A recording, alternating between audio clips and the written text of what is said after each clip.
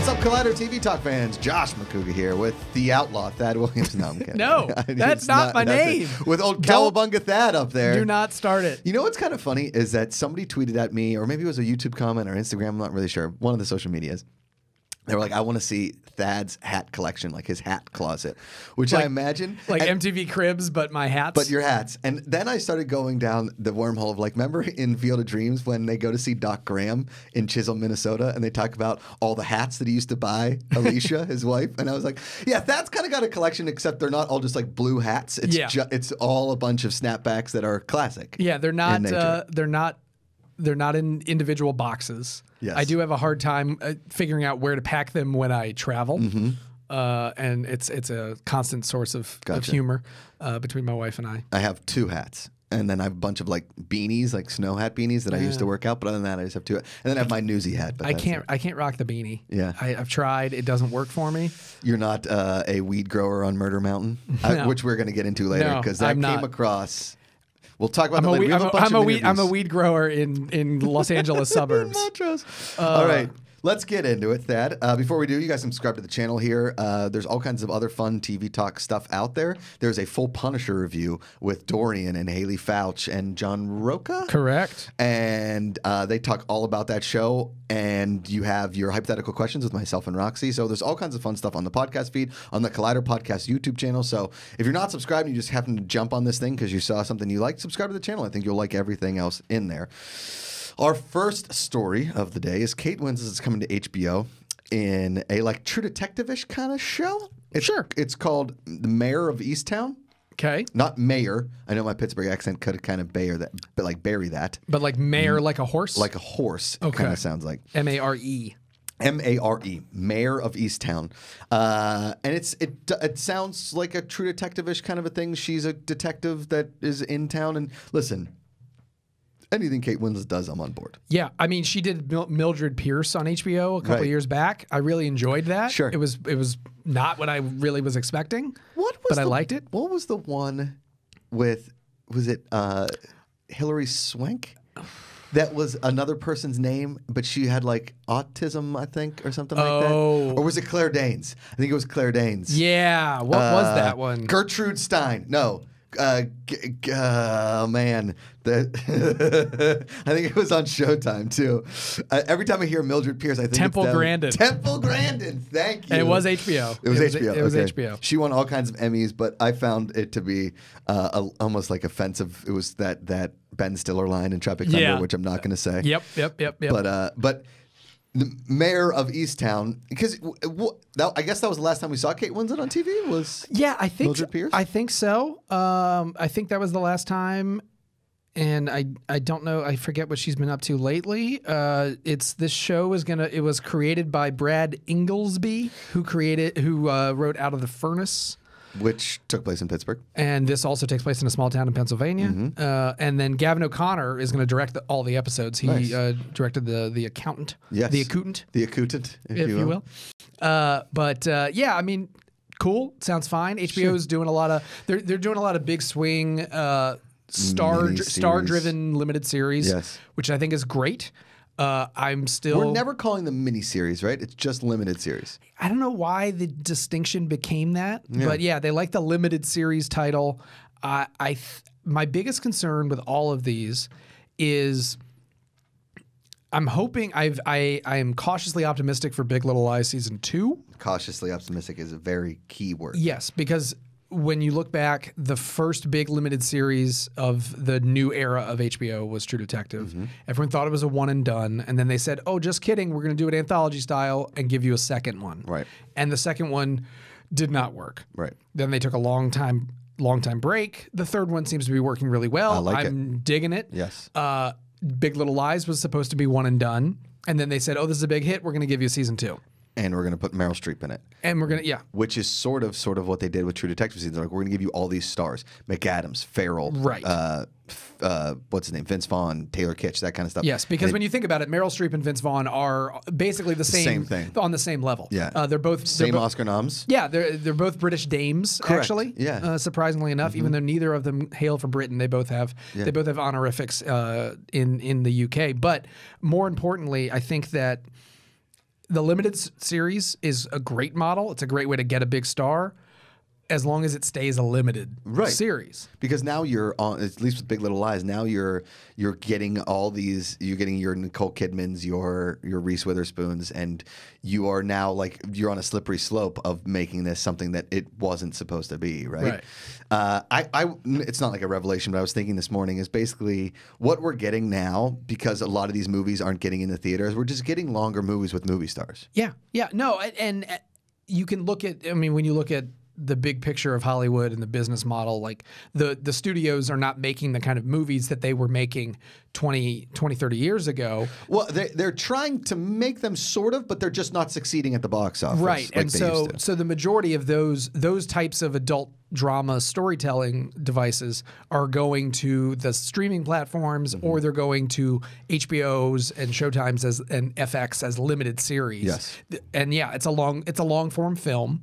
Because the old TV miniseries of the 70s and 80s that were huge, the Roots and the Day After, Lonesome Dove, all those kind of movies, those don't exist either. Fuco, the Buttafuoco story. Oh yeah, I remember that. Do you remember when there was like 9 Joey Buttafuoco movies?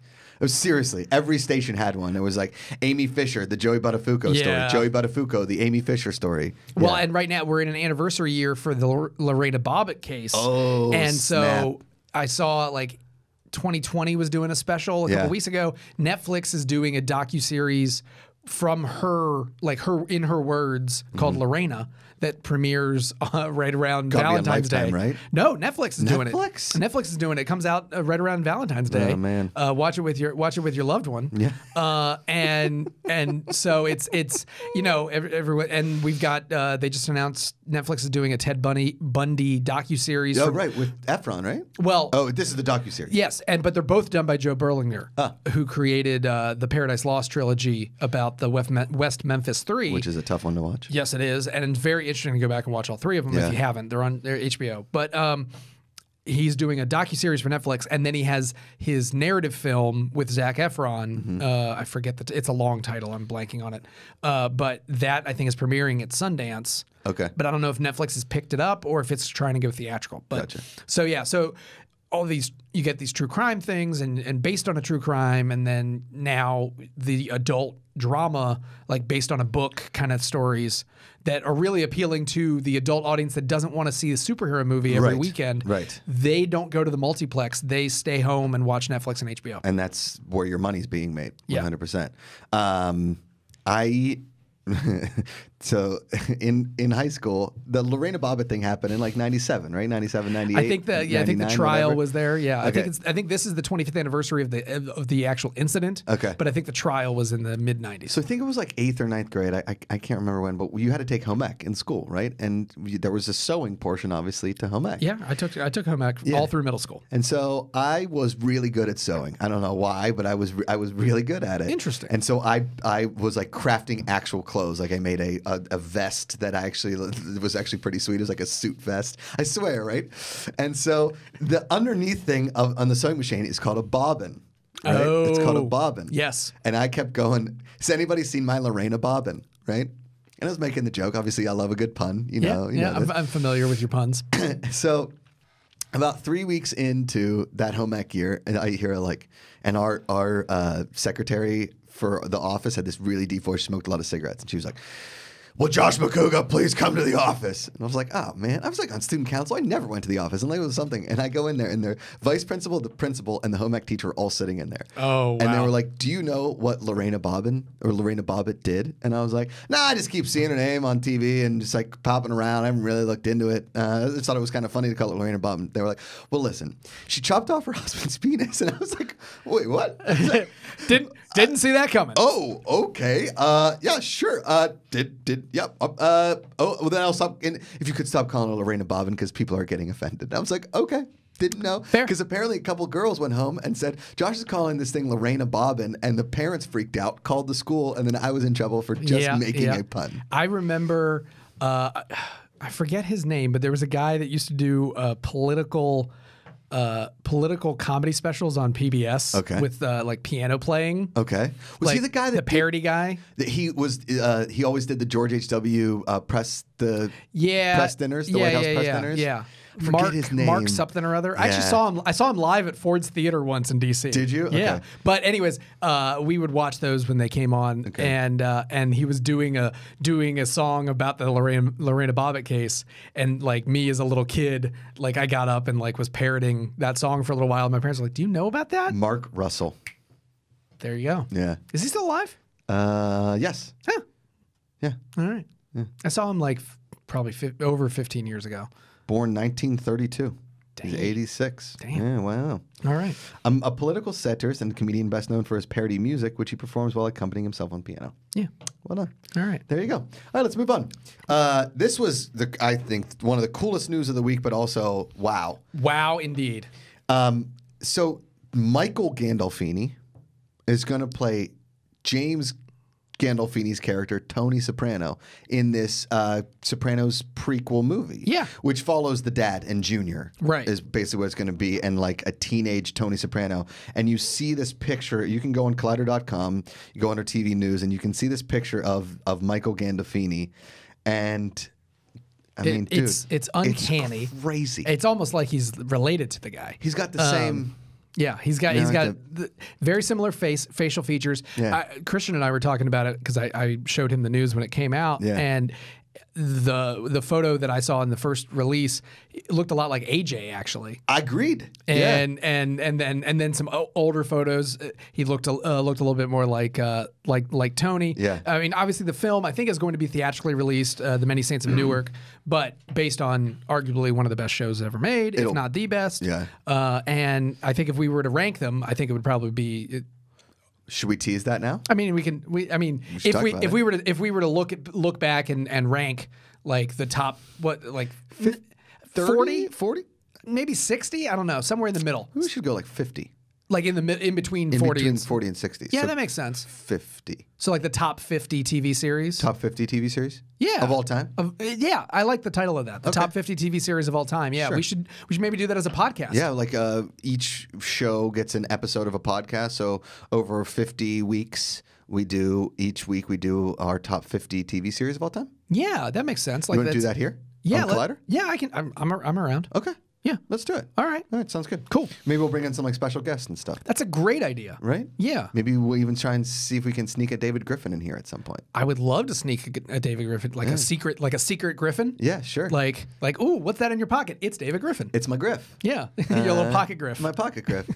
Maybe a Roxy Stryer and Sinead DeFries for friends. Yeah. You never know. Yeah.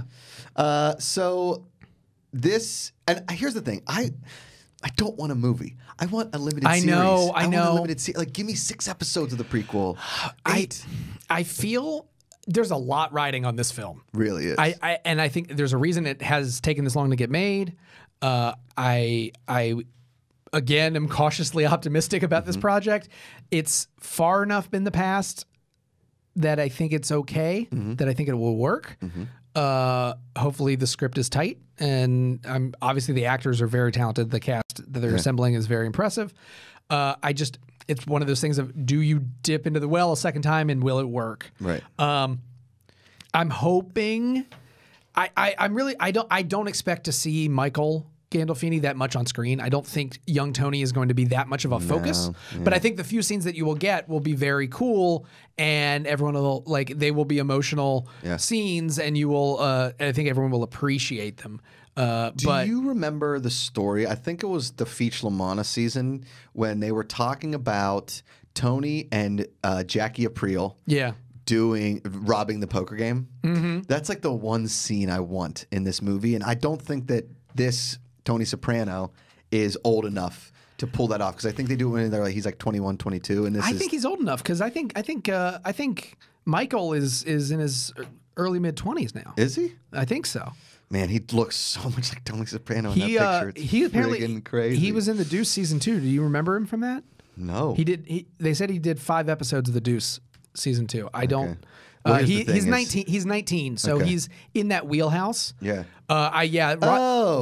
Him robbing the poker game would be interesting. Yeah, for sure. Right. I think Alessandro Nivola is playing Dickie Montesanti. Okay. Christopher's father. So yeah, I think it's going to be cool. I just hope it's not going to be one big nostalgia fest where you're like, oh, look at that guy. Oh, it's that guy. Oh, it's this guy. Right. And I'm hoping that Chase has taken the 10+ years to work on a really impactful script that will make every one of the TV series fans excited. Hopefully it's more about the story than it is about the cameos of people, because you know there's going to be a young Jackie Aprile, right? You know, and the only time we ever saw young, I think, is it John Soprano was the dad? I think it was John. I might be mistaken on that one. I'm blanking. But you saw him in flashbacks with the mom, right? But you don't know a ton about him besides Tony telling stories about him, right? Yes. I want to see how, like, what they were like, where they ranked, where Junior Soprano was, because the DeMeo crime family was the thing. So I'm guessing there's a DeMeo in there, because then Jackie Aprile takes over. Jackie Aprile dies. If you guys aren't Sopranos, Jackie Aprile dies early on in the series, like the 2nd or 3rd episode, and Tony takes over. Right. And I think I mean, they've said that it's set during the Newark riots of the 60s, which I think David Chase lived through maybe as a child. And I think one of the most interesting things about it, I know we always get on Sopranos tangents, it's fine. But who cares? If you don't like it, it's fine. Forget about it. See? Yeah, I think there's going to be a lot of cases where we're going to find out, when you piece it all together and you go back to those flashback scenes or Tony talking in the therapy sessions, that his memory of his father is not going to match up with what actually happened. I like that. And I think there's going to be a little rose-colored glasses tint to the way Tony remembers his dad and remembers his relationship, as every father and son relationship is. Yeah. So I think it could be really cool to see some of those stories expanded on that we saw in the original series, with a new angle of it not being from Tony's memory and actually being the account of what happened with these characters. Right. And I was watching that Today Show interview with most of the cast. Did you watch that? Yeah, Did you watch it? Like the 45-minute interview. Harry Smith's thing. Harry Smith was great, and I love when I think it was little Stevie was saying, David, listen, this mother character, there's nobody like this. This mother doesn't exist. And David Chase goes, that's my mother. It's my mom. Right? Yeah. Which was and there's a scene, I think it's like the first season maybe, when Tony talks about his mother wearing his father down to a nub. And you can see like the passion in his voice of how tough she was. Yes. On everybody, especially the father. All very exciting. And, anything Sopranos for me. Listen, am I looking forward to the Game of Thrones spinoffs? Sure. Would I have loved a spinoff period piece of like 2 seasons of 8 episodes of a Sopranos prequel? I would have loved that. Yeah, and I think HBO today would have greenlit that in a heartbeat. Yes. HBO then, I think, was worried about lightning striking twice. Yeah. And I'm sure David Chase was probably worried about that too. Sure. And was like, let's not do a spinoff. Let's not because set up another crew in the middle of New York and follow them for a couple years, and let's not see what happens to the kids, like young Johnny Sack. We don't really. Because you could have had the same reaction. AMC could have the same reaction. I mean, 10, 11, 12 years later with Breaking Bad and Better Call Saul. Yeah. So. Yeah. All right, moving on. There's an Unsolved Mysteries reboot here coming from the Shawn Levy, who does Stranger Things at Netflix. I will not watch this. Oh my God, I can't wait. But I probably will watch it. Yeah. Because the Unsolved Mysteries, okay, when I was a kid, Unsolved Mysteries came on Saturday night, correct? Yep. And my parents always went out on Saturday night with their friends. They did their parent stuff. Babysitter time. Or older brother. Right? Older brother, whatever. Yep. We'd have friends over. We'd be playing in the basement. And then that music for Unsolved Mysteries would come on in the background. Because this is back in the day when you only had like 10 channels. Right? Yeah. The music in the Unsolved Mysteries, the babysitter would be asleep or, whatever. And Unsolved Mysteries come on, and Ben and I would watch that stupid Unsolved Mysteries. And I'm telling you, to this day, it is the reason that I'm scared of everything. I said this on Twitter the moment I saw the announcement. There is one case from one episode that I watched in 1993 that still gives me nightmares to this day. Which one was it? It is the Blind River Killer in Canada. It was an old couple in an RV that parked. They parked in like a Walmart or something to spend the night while they were traveling. And in the middle of the night, a figure in a blue suit came up to the door, rapped on the door, and said that they were the police and that they had to move their car, move their RV. When they opened the door, it was a man with 2 shotguns. He robbed them, killed the wife, shot the husband, and then a passerby came, stopped because he heard the commotion, killed the passerby. They never caught the killer. The husband lived. I was going to say, you said he got shot. The husband got shot. He did live. He like ran to the freeway and like stopped a 18-wheeler to like get help at like 2 a.m. And they never found the guy. I always tuned in to look and see if they could, if they like an update. Did they ever get anybody? They never. Well, they never. They sometimes got. They never got. Well, yes, in the show, yes, they did. Yeah. This particular case, they never got a guy. They later said that someone that was in prison for something else. Right. They could have attributed it to him, but he never confessed. Okay. And there wasn't DNA or anything for them to check. Yeah. So technically, it is still an unsolved mystery. And that I watched that case with the lights off for some reason because I'm an idiot. Because we used to turn the lights off when we were watching TV. Holy moly! And it was a babysitter, or maybe my parents were home watching with me, but it was dark, and it freaked me the F out. I still get nightmare. I still vividly remember the recreation that they shot, and I've rewatched it to try to like purge it from my brain. It hasn't helped. It still will wake me up in the middle of the night once in a while. Oh my God. But then what's great about Unsolved Mysteries is that they do these really dark cases, and then they'll intersperse them with people that think they had an alien abduction, and people that like found lottery winnings and cash. It was a creepy show. Like it was a mixture of the supernatural and then these like crazy crimes that they were trying to solve, America's Most Wanted style. Yes, I mean AMW was like the hard hitting like murders. FBI like top 10 most wanted, and we would watch that. But that one was fun because if you kept watching like every week, that they would catch people, and it was like satisfying to say like never on Unsolved Mysteries. Unsolved Mysteries was a lot harder, and you get Robert Stack, who I mean I always associate with Airplane, but he was the original Untouchables in the TV series in the 50s. With the glasses and the glasses, but. And then later Dennis Farina. So the real question is, which poor soul is going to host the show, because they will die. Yes. Every host that they've had has had a tragic death. So that could be an unsolved mystery in and of itself. I'm really excited about this. I hope the recreations are just as goofy as they were back then. This is one of those things too where I don't know if I can binge this. Like I'll watch an episode and be like, give me a couple weeks. No. Yeah. And I'm going to try to watch it with the lights off. Yeah. But it's probably going to be like a Saturday morning thing, because I'm a huge scaredy cat like you are. Yeah. And I don't. We had this babysitter named Chip, right? Chip was our babysitter.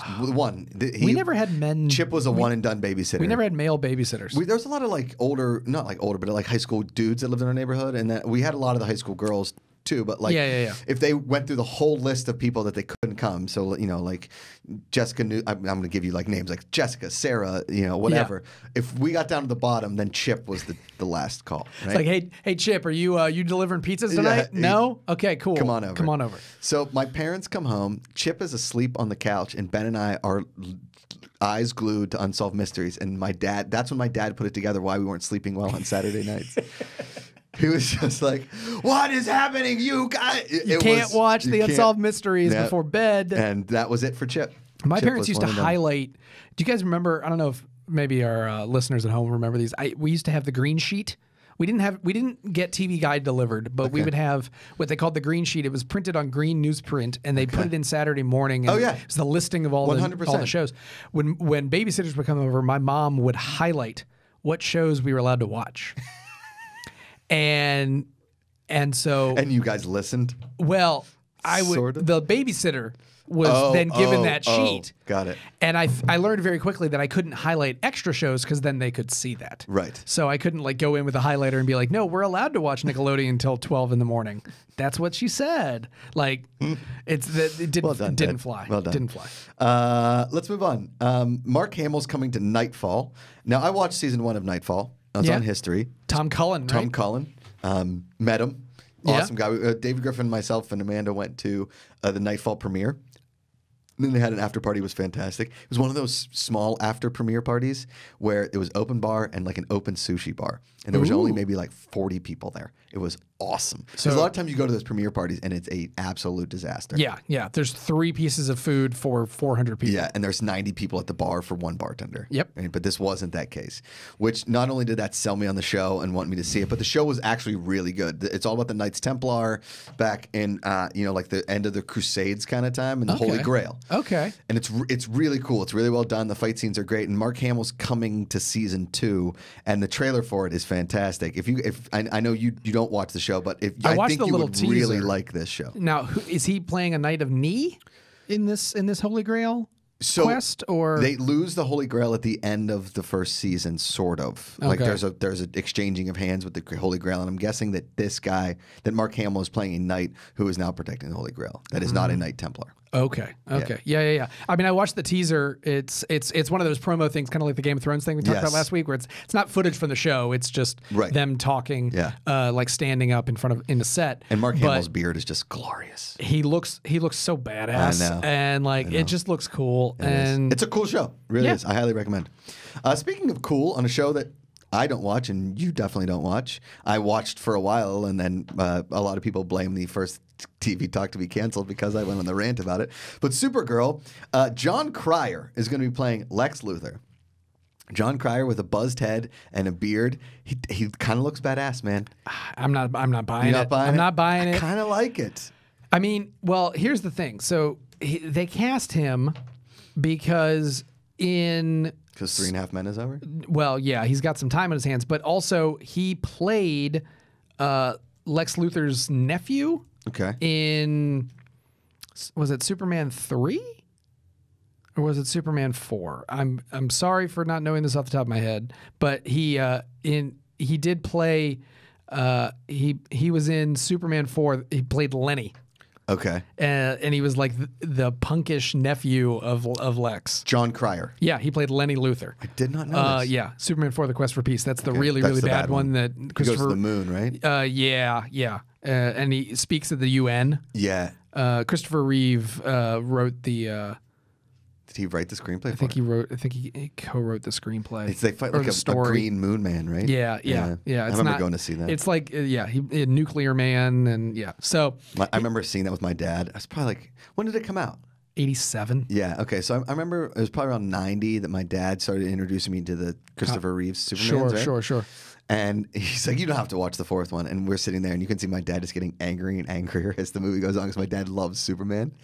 And I was like, oh, this one's not that bad. He goes, it's bad, Josh. Don't say that. That was like my house when we watched all the Rocky movies one day on like a Memorial Day marathon. It was like the 4th one finished. It's like we don't need to watch the 5th one. You can just turn it off. It's fine. We don't need to watch the 5th one. The 5th one was don't worry about the 5th one. But yeah, I mean, he looks like John Cryer. He looks like it's fine. I don't know. I was not thrilled at his casting in the first place. Okay. When I heard about it, because it just felt like another stunt thing of like, hey, he was in a thing earlier, and now we're gonna have him do this thing.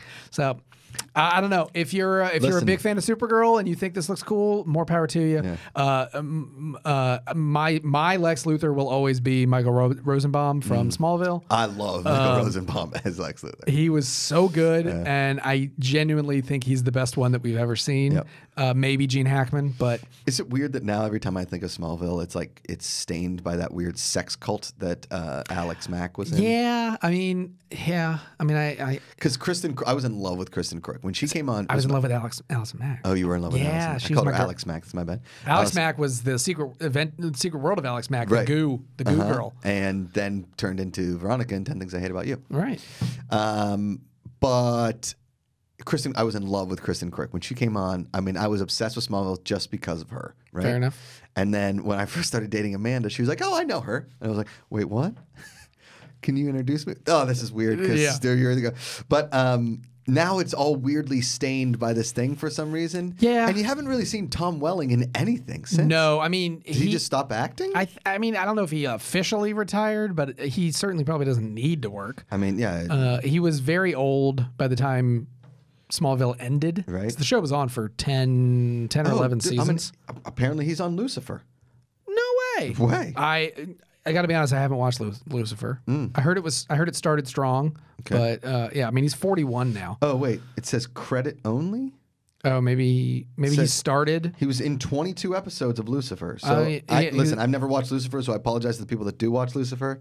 But yeah, 22 episodes. Interesting. Okay, so he's doing stuff again. Marcus, no, but it's just till 2018. Yeah. But it's coming. Isn't there a Lucifer coming on Netflix or something like that? Is it coming back? I forget I don't know. He was great and Cheaper by the Dozen.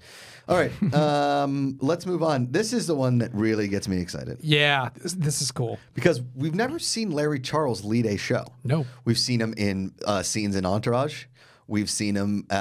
I don't know if we've ever seen him in Curb. Have we seen him in Curb? I don't think so. I mean, he's directed a number of episodes. I don't think he's ever made an appearance. Okay.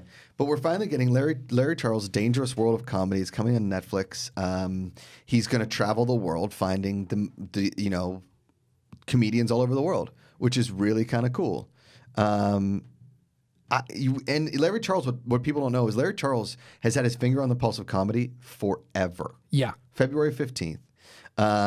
He's going to go to Russia, China, India, Iran, Nigeria, Turkey, and more to find the unlikeliest places and speak to the unlikeliest of comedians to unearth just how dangerous and how meaningful the world of comedy can be, according to the official logline. Yeah. Yeah. The first episode he goes to Iraq. And the Russo brothers are producers on it with him. Oh wow. Anthony and Joe Russo. Yeah. Yeah. So the first episode he goes to Iraq and Liberia and talks to people about how they use comedy as a healing tool. Yeah. And then he does an episode speaking to veterans and talks to veterans who have used their experiences on the battlefield as a way to transition to comedy. So yeah, it's like a 4-episode series, it looks like. Yeah, in episode 4, Larry talks to female comedians in Saudi Arabia and their struggles and triumphs, then visits Nigeria to talk to both male and female comedians there about the rampant rape culture in Nigeria and how it permeates comedy. Oh wow. Interesting. This and again, Larry Charles, for those of you that don't know, won Emmys with Seinfeld, won a writing Emmy for Seinfeld, Curb, all this kind of stuff. I mean, the guy is a comedy effing legend. Yeah. So. Yeah, he's only played like bit parts as himself in a few episodes. Like, yes. He played himself in a couple episodes of The Comedians that failed, the one and done season with Billy Crystal and Josh Gad, which I watched the whole thing. It wasn't terrible. It wasn't. By the end of it, it was like they found their footing a little bit too late, kind of thing. But I would love to see Billy Crystal do something on Netflix now or on Amazon. Or that could be that could be very cool. Yeah, that could be very cool. Well, I'm excited about this. You put this one, the next story, Variety. What, YouTube TV is going even broader? Oh yeah. So apparently, YouTube TV. If you're a cord cutter or a fan of cord cutting, they are now. They've been available in the top 100 markets across the country, but starting this week, they rolled out to an additional 95. And now they're covering 98% of the country. No way. And the remaining percentage is supposed to happen later this year. Wow. So they've made enough deals because the whole thing with YouTube TV is they have to make the deals with the local affiliates that run your NBCs and your Foxes and stuff. And so they've slowly started to roll that out in all the additional markets. And I'm sure there've been hiccups with some of those owners, course, always. But they're getting there now. It's $40 a month. You get local channels and cable channels and live news and sports and stuff. I mean, you and I are still old fuddy-duddies that pay for our services. Yeah. But the cord cutting revolution is real. Yeah. So the fact that this is happening on a larger scale now means more and more people have the option because a lot of people, it's hard to get cable and satellite in a lot of areas, or you're limited to just one. You've got like one cable company or one satellite provider, and that's it. And internet is even harder to get. But if you figured out how to get your internet, if you're listening to us, you probably figured out how to get your internet. Then at the very least, you could get a YouTube TV as an alternative or a less expensive option. Here's a question posed. Do you think that YouTube will eventually start making like an actual hardware, like YouTube television? I think there's been like a Google phone or a it. Pixel or whatever. But, well, I mean, they're part of Google, so it's possible if Google gets into the television business, which I think has been rumored for a long time, or the Google like a Google Home hub that rivals everything, Apple TV, then there's there's definitely a possibility that a YouTube TV would be part of it. It might already be part of it. I mean, you have your Google Home Minis and your Google Home. I have an Alexa. I have the Google one because it came free with like my thermostat. Oh. Otherwise, I would have gotten the Alexa. Yeah. But you can play Jeopardy on the Alexa. Yeah, I know. I can't play Jeopardy on my Google. Hey, it doesn't make the rules. But I wouldn't be surprised if the larger models come with those apps kind of pre-installed and you can kind of plug them right into your TV. So they're already heading in that direction. I don't know if YouTube would ever make any standalone equipment. Yeah. But as part of your Chromecast or your home or your hub or whatever they want to call it, you're going to be able to get those services. I mean, I don't know, man. I really enjoy just flipping on the TV and but I watch so much Netflix and stuff now. I don't know. I'm really torn. Yeah, and you're a big sports person. Love sports. So you have to make those considerations. Like when I got my satellite, like I'm on DirecTV right now, and I specifically ordered the package that includes no sports. Like I don't even have ESPN anymore. Wow. Because I looked at it and I was like, I don't watch this. Right. Like I just don't. I'll watch a local game if it's on Fox or CBS. Your footballs. And that's about it. Yeah. Like I just don't. Because I realized how much. I looked at the price differentiator, and the sports was accounting for more than half of the cost. Interesting. So when I took that off, I was able to knock my cost down exponentially. Yeah. So it was a lot better. There's a lot better option for me. I mean, I love the hockey. It's hard for me to get rid of the sports. Yeah, and I had to make sure that I had like the live news and stuff because I'm a news junkie. So I can't go to the cord cutting route for the ones that are just scripted shows and some unscripted shows. Right. Like, but we're both TV lovers. We want to find new programming. Sure. Part of the joy of finding something new is just flipping something on and trying it out. Yep. So I think the disadvantage to the cord cutting world is that it limits the possibilities of stumbling on something. You can always stumble on something on Netflix, sure, but it's not really stumbling because they're algorithmically telling you to watch it. Right. They know that you're probably your face. They know that you're probably going to click on it. Yep. And so you think you might have stumbled on something new, but it was fed to you one way or another. And one of my favorite things of flipping through, like I love all the movie channels and everything, is just being like, oh, I'm halfway through Shawshank, right? Like I can throw that on, or like, oh, Indiana Jones is on. Yeah. Right? I don't have to scroll through Netflix, find, oh, it's not on Netflix, da-da-da-da-da. Exactly. I still love that aspect of television. Maybe I'm just old school, but something about that always appeals to me. It's a generational thing. But yeah, sure. I mean, like a couple days ago, for example, I found there's now a new home show on HGTV that's just about people who built pools inside their mansions. It's called like Indoor Pool or Pool Home or something. And they're these ridiculous houses I want to go that have giant, massive pools. And they're all their like teenage kids are like the coolest kids on the block because like all the friends are there playing in the pool, and the parents are like, yeah, we just thought it'd be really cool to have an Olympic diving pool shaped like the Amazon River inside of our house. Yeah. So we did it. I'm like, good for you. Cool. Good for you. Yeah, it's a very specific market that really pool builders need the job. Yeah. Okay, so Suits got a final season. Yeah, they're announcing they're going to do one more run. Okay. Like season 9 is going to be the last one. They haven't even, I don't think they've premiered the second half of season 8 yet. Okay. But 9 will be the last run. So the 9th season of Suits. Did you ever watch Suits? I watched the first 7 seasons. Get out of here! And you just gave up? You know what? Big investment to give up. I on know. that. I haven't. You know what's funny is I haven't watched the last episodes with Meghan Markle. You're holding on to the Duchess. I'm holding on to the Duchess. I really got invested in the interplay between Patrick J. Adams and Gabriel Macht, the two leads, and then I heard that Adams and Markle were going to have a send-off at the end of season 7. And I watched the first half of it, and I just genuinely haven't gotten around to watching the second half.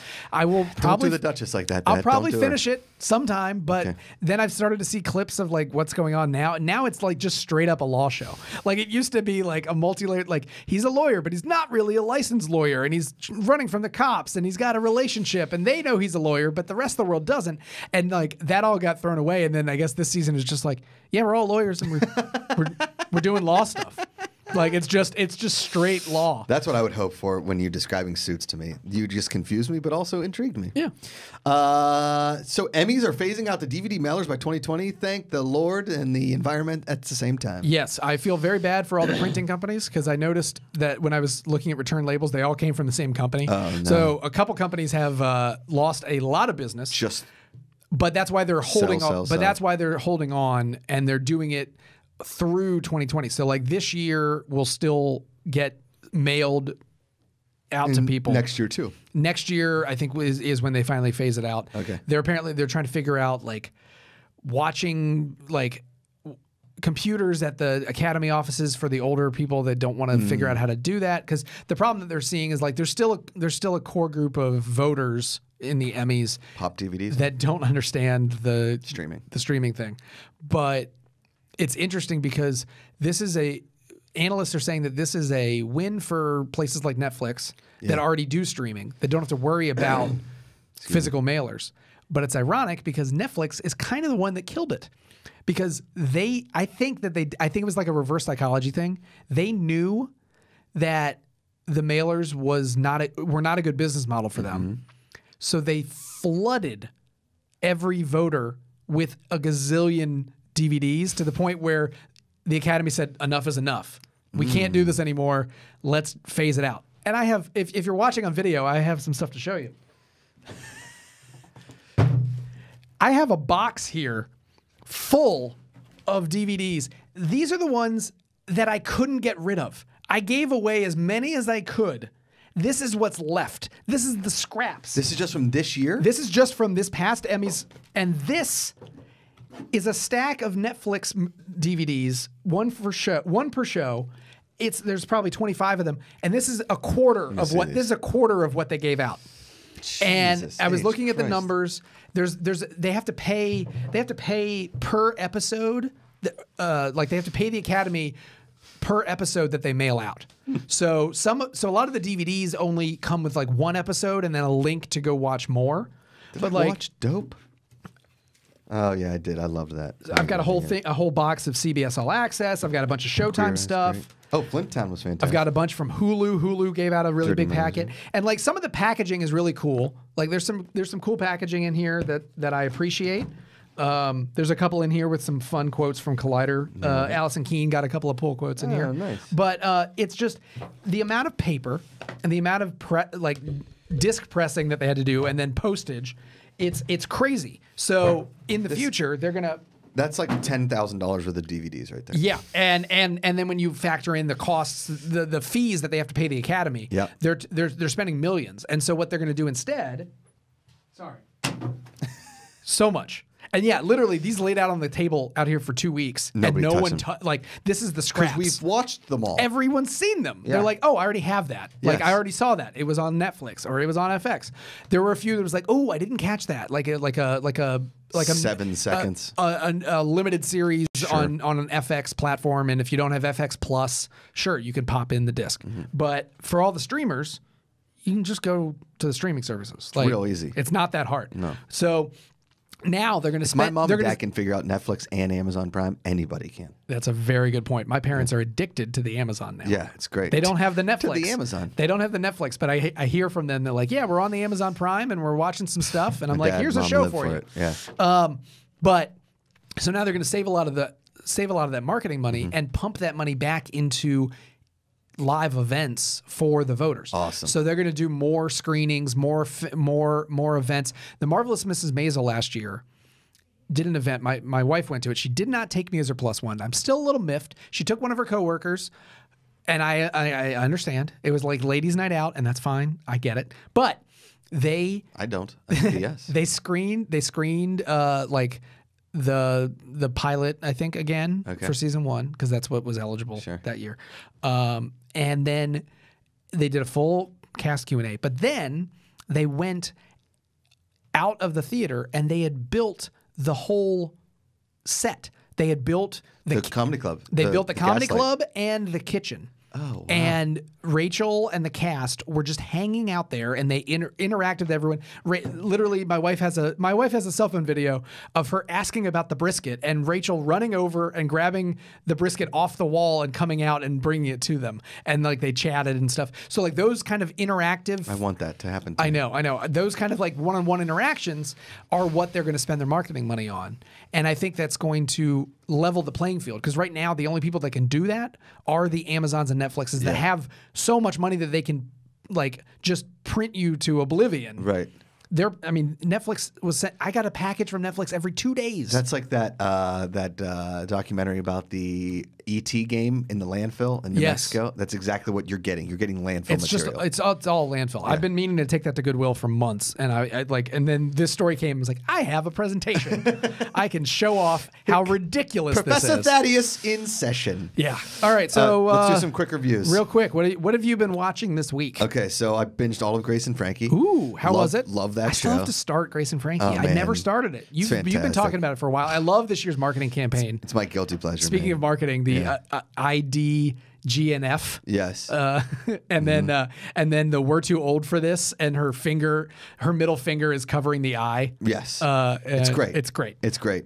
This season's awesome. They have 12. It's 13 episodes, but 12 episodes are on a linear timeline, and then the 13th episode is a multiverse. So it's like a flip. It's really funny. Like, what if this didn't happen? Oh, it's pretty cool. That's really interesting. Yeah, so Grace and Frankie getting into the comic book genre a little bit. Brianna, who's played by June Diane Raphael, has the breakout season this year. I love her. Yep. I've always loved her. Yeah. Mrs. Paul Scheer, I believe. Yeah. Is that her husband? I did not know that. Yeah, I believe so.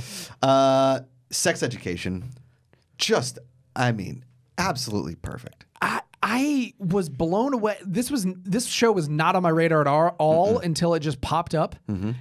It was incredible. It was a wonderful. The young Margot series. Robbie, Asa Butterfield, Gillian Anderson is. Anytime she was on screen, I was like, I'm in love with her. Yeah. I wanted to be that like young guy that she brought home from a bar and we just kept tooling around with. I just wanted. to be this that isn't guy. the bathroom.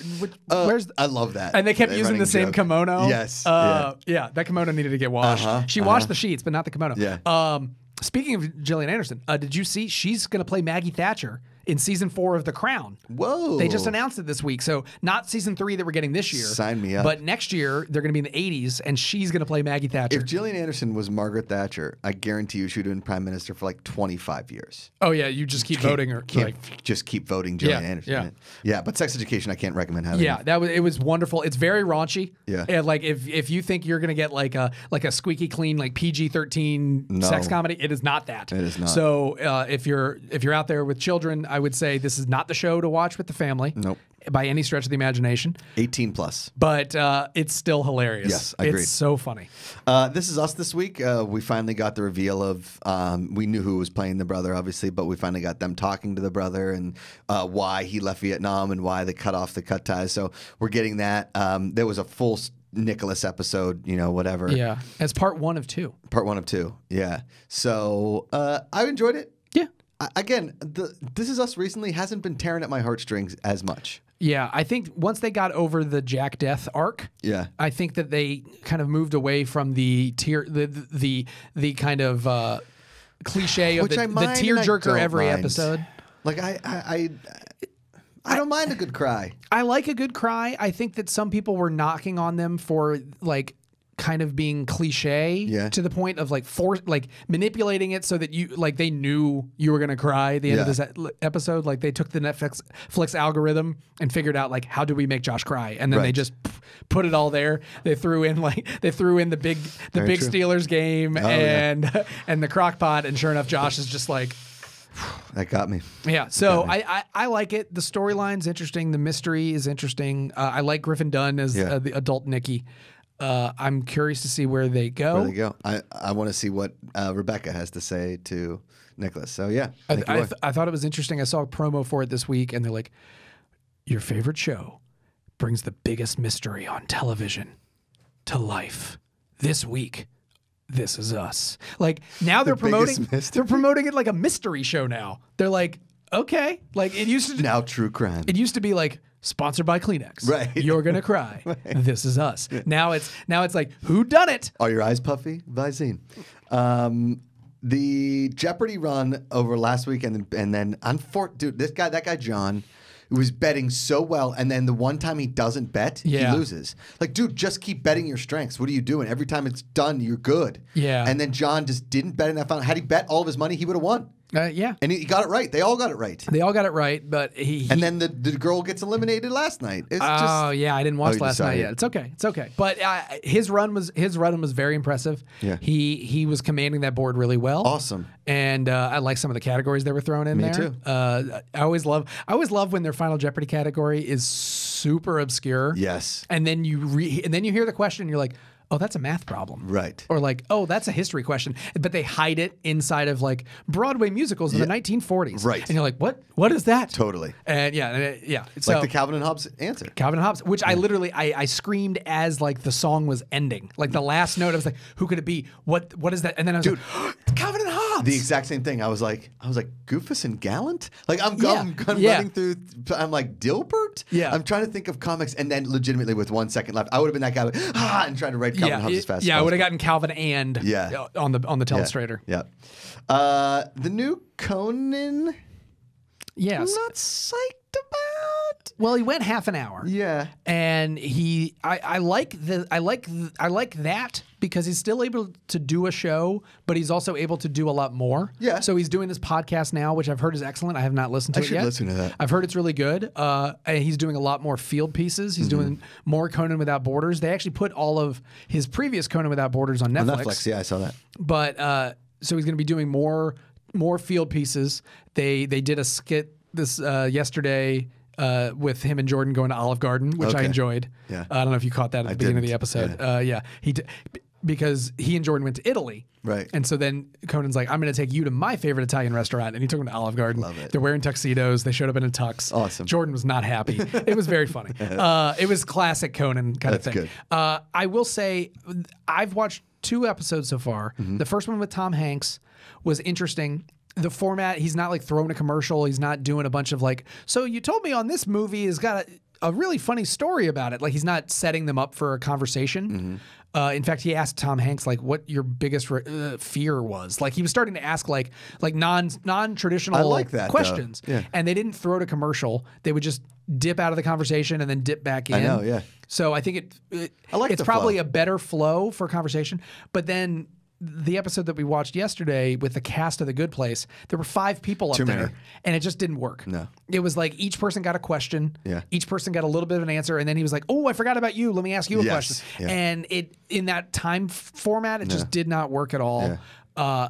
I think 3 should be max. Yeah. It's like the Graham Norton thing, right? Like sometimes he has 4, there's too many. 3 is that perfect number. A one-on-one is perfect. I think the episode that I think is airing this evening is Bill Hader. Okay. So I think that'll be a good one-on-one conversation. And then I saw in my DVR recordings, sometime at the end of next week, he's got a guest and then a comedian's going to do stand up at the end. Okay. So I guess he'll do less of a monologue and then the comedian will take the back half of the episode. Right. So I like the switching up the format a little bit. Me too. I mean, I'm just keep it on its toes. It's gonna be curious. It's gonna be curious to see how it evolves. Listen, I agree. I like changing up formats, and the excitement of where it goes is cool for me. I haven't watched any Punisher yet. Have you? Nope. Okay. Nope. But go listen to the interview review. I think Dorian, Haley, and John. I think it's a very good measured concept of what the review is. I mean. I know it's going to get canceled. I'm just not excited to see it. Me too. I started watching this show called Murder Mountain on Netflix. It's a docuseries about Humboldt County and this with the marijuana growing and the outlaw culture of it all and like the history of it all. Okay. I'm 3 episodes in because this part of Humboldt County, this place called Murder Mountain, they have so many disappearances and murders and all this kind of stuff. And now with like the legalization of marijuana, it's making it really, really difficult for these people to survive. It's a very, very interesting documentary. I highly recommend it. Murder Mountain. Okay. Where is that? Netflix. Netflix? Yeah. They have everything. Yeah. Black Monday on Showtime was fantastic. I need to watch. It's been on my list all week, and I haven't gotten around to sit down. Before cameras started rolling, I said it's House of Lies way better in the 80s with a character that is more likable, and we know what's coming, so we are I'm excited because we sort of know what's coming. We know what's coming, but we also know we see the mistakes of the past. Whereas in House of Lies, I was like, really, this is what consultants are, right? It didn't make a ton of sense. This one, it's really cool. Okay. It's really cool. Yeah. That's awesome. I'm glad to hear it. My buddy Yasser Lester, writer on it, and also one of the actors in it. So fantastic. He crushes it. Yeah. That's great. No, he's awesome. Pure debuted on WGN America last night. I'm actually doing the official after podcast for it. We've interviewed a bunch of the cast. I can't recommend the show highly enough. Seriously. Yeah. It's about the Mennonite mob in Canada. This is based on true story, true events about Mennonites in Mexico that were producing cocaine and running it through the states into Canada because nobody ever stops a Mennonite. Huh.